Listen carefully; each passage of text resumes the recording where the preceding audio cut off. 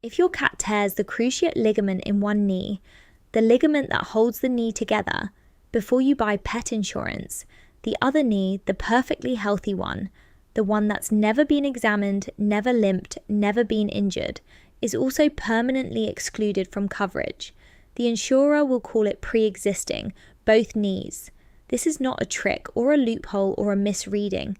It is the policy in writing on the insurer's own website. Healthy Paws, a US pet insurer, puts it plainly on their own coverage page. If the cruciate ligament on one leg is injured prior to enrollment or during the 15-day waiting period, then the cruciate ligament on the other leg is excluded from coverage. They add, "This is the only bilateral exclusion in our policy." Most insurers are not so narrow. Embrace's policy covers any condition it classifies as bilateral. If your pet shows clinical signs of a bilateral condition on one side before coverage, their words, "future occurrences of the same condition will not be covered." ASPCA, Spot, and FIGO, which all run through the same underwriter, go further. They define ligament and knee conditions as bilateral, regardless of cause, meaning a traumatic knee injury on one side locks out the other side as if it were genetic. Trupanion goes further.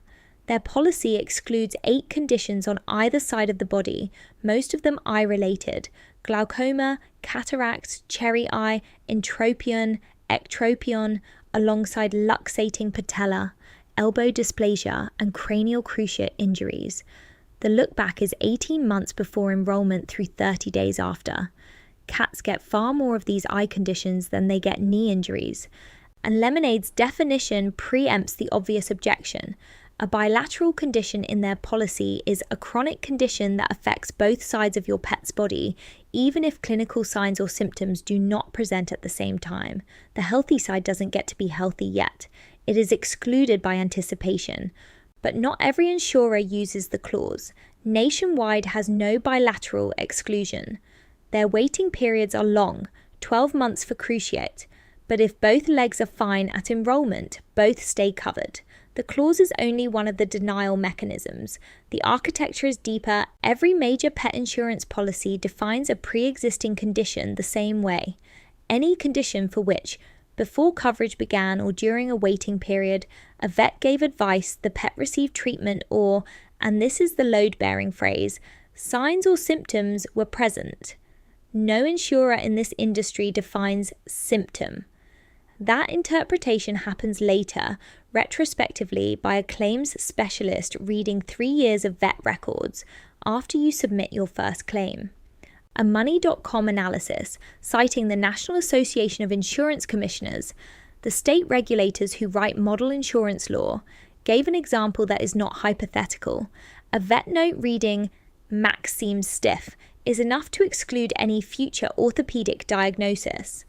Embrace goes further on its own help page. Symptoms noticed by you or your veterinarian count, even if your pet never went to the vet for it. Owner observation alone, no vet record required. The waiting period has its own trap. Buy a policy, wait 14 days for illness coverage, 6 to 12 months for orthopedic coverage. Any condition that shows its first sign during that period does not just fail to be covered that day. It becomes pre-existing for the life of the policy. You are paying premiums, but that specific condition is permanently excluded. Spot's policy says this explicitly. It is not a bug. There is a split between curable and incurable pre-existing conditions. Curable conditions, a urinary tract infection, an ear infection, can become eligible again after a stretch of time with no symptoms, usually 180 days. Incurable conditions cannot. Diabetes, hypothyroidism, arthritis, cancer, chronic kidney disease. These are the conditions cats actually get.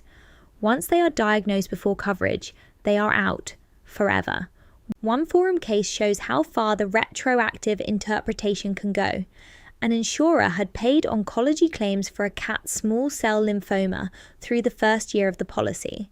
On renewal, the claims team re-read the vet records, flagged a pre-policy note that the cat had vomited occasionally, reclassified gastrointestinal issues as pre-existing, and denied every subsequent claim. bills that had been paid were, in effect, unpaid on renewal. And this is where the architecture collides with cat biology. Cats develop their chronic illnesses late. Chronic kidney disease appears in roughly a third of cats over 10, hyperthyroidism in about 10%. Dental disease is nearly universal past age 5, and no provider's policy document explicitly lists tooth resorption, the dominant feline dental problem, as covered. Healthy Paws excludes periodontal disease caused by, in their words, insufficient teeth brushing. Almost no one brushes their cat's teeth. Meanwhile, premiums climb. The average senior cat premium is roughly 3 times the kitten rate, about $62 to $69 a month by age 10. This is the trap. If you waited to buy, every condition that justified the purchase is pre-existing. If you didn't wait, the bilateral clause is sitting there for any symmetric condition that develops. Glaucoma, cataracts, cherry eye, entropion, the eye conditions that actually happen to cats. The word bilateral does not appear in any US pet insurance statute, not in California's SB 1217, signed in 2024, the most aggressive state reform in the country, which requires insurers to disclose pre-existing and hereditary exclusions, caps illness waiting periods at 30 days, and puts the burden on the insurer to prove an exclusion applies. Not in the NAIC Pet Insurance Model Act, adopted in 2022. 14 states have passed pet insurance consumer protections. Not one of them has addressed the bilateral clause. No class action has been filed specifically challenging it. The one documented public denial on record at the Better Business Bureau, filed in February 2026, is against Trupanion. A dog had surgery on one hip covered. The owner scheduled surgery on the second hip. The claim was denied under the bilateral hip dysplasia exclusion. The owner's argument that hip dysplasia was not listed in their enrollment medical record summary did not move Trupanion. The complaint is marked unresolved. It is a dog case. The identical policy language applies to cats, and the actuarial defense, it turns out, is thin. The Society of Actuaries admitted in a 2019 industry piece that pet insurance pricing has historically run on market share competition rather than what they called actuarial principles and techniques. A 2020 veterinary study of 50 cats with cruciate injuries found the second knee ruptured in only 14% of cases. In dogs, the rate is 20 to 50%.